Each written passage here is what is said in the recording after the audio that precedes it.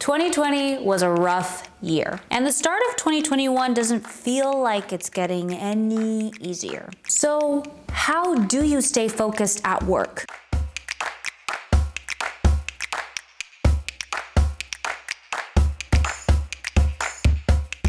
I asked Dr. Angela Neal-Barnett, a professor at Kent University. She's also the director of the Program for Research on Anxiety Disorders among African Americans, also known as PRADAA. I wanted to ask for her advice of how we can stay focused at work and how events like what happened in DC can affect the Black and Brown community and what we can do about it. First of all, Ms. Angela, I just want to say thank you for taking the time to meet with me and talk to me about this, because I think it's very timely and important to talk about. I want to first ask you, how are you feeling?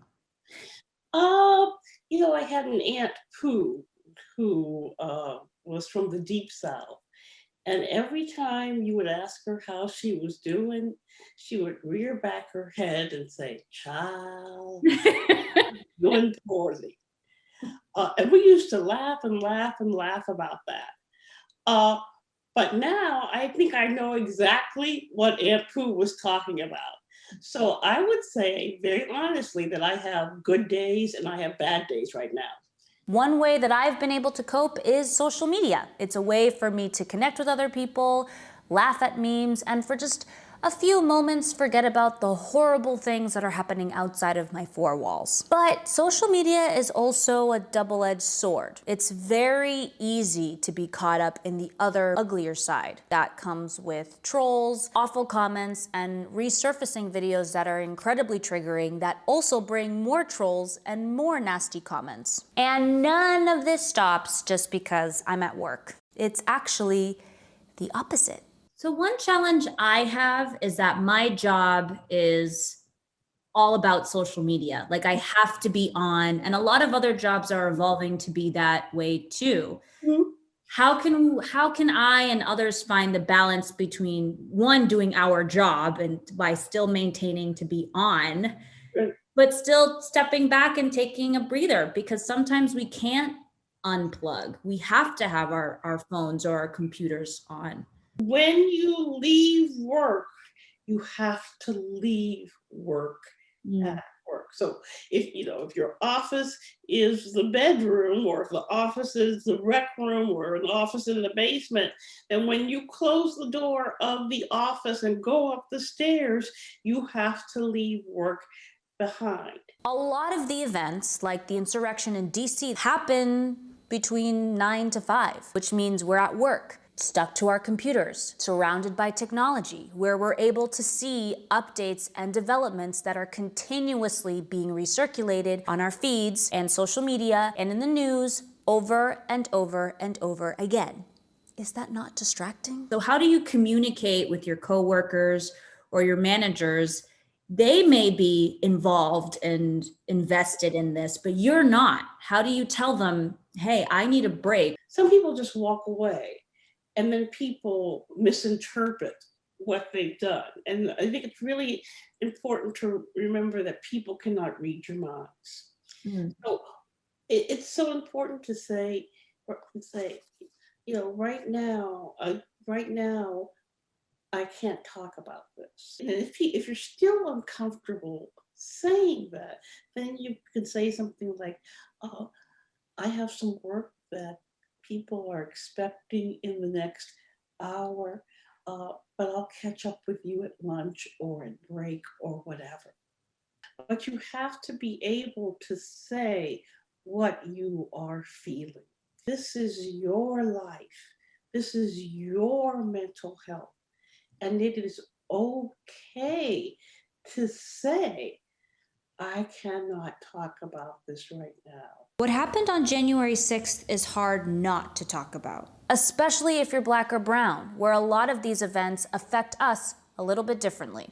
I couldn't help but notice a drastic difference of how people that participated that day were treated incredibly different than those that went to DC last summer for the Black Lives Matter march. It just feels like we're in this space all over again, trying to explain how we feel. In this moment, how can we continue to take care of ourselves? Because it feels like we have to do that every couple of months. There are two Americas, and that's that added layer, which has an impact on our mental health.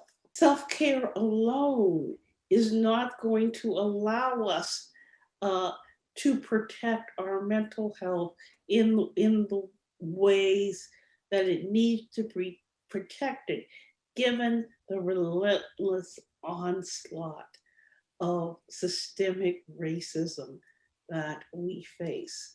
So that the care has to be also woven throughout our workplaces. What if we are in a predominantly white workspace? Mm-hmm. Yeah.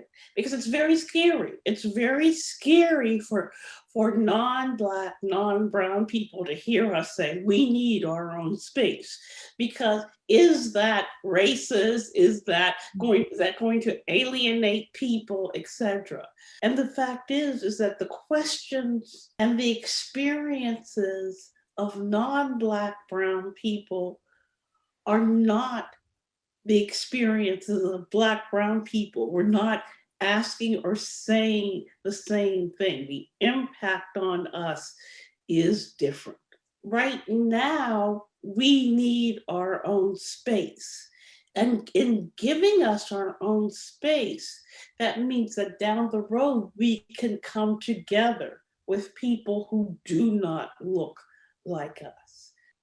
How can we stay focused while at work? In this sense, we have to be organized. And we can actually use our phones, our tablets, all those kinds of things. But we have to manage the time that we spend on it. And if at all possible, we have to unplug. But it's not a big ask to say, okay, to turn it off during the lunch hour or to turn it off during the morning.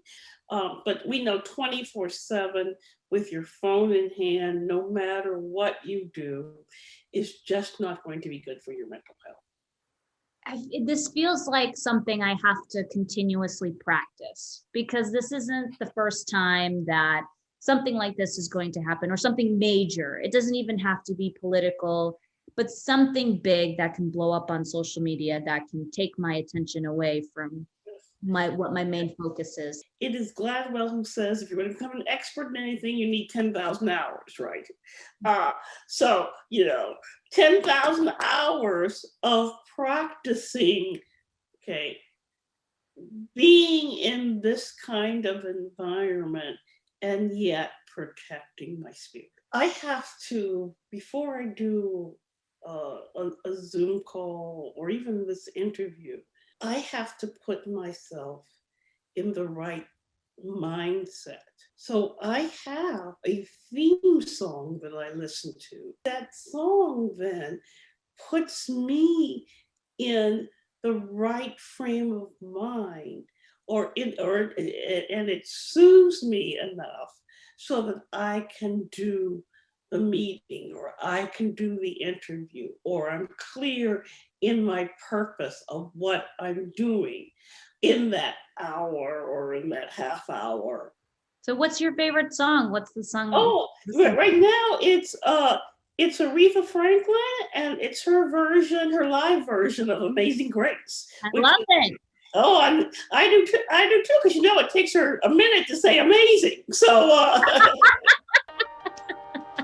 So here are the takeaways before you start searching for your theme song. Number 1, focusing at work is hard, but doable. Make sure you give yourself time away from your desk. Go for a walk, turn off notifications, and remember, it is okay and incredibly important for you to tell your coworkers or your managers that you're not doing so well and that you need a break. Number 2, the impact of certain events is different, if not heavier, for Black and brown people. So it's important that while at work, we take the agency and ask for the space that we need in order for us to heal. Number 3, as much as this is about focusing at work, it's also important that we leave work at work. When the workday is over, shut off your computers, turn off your notifications, and shut your screens. Now excuse me while I find a Bad Bunny song to listen to before my next meeting.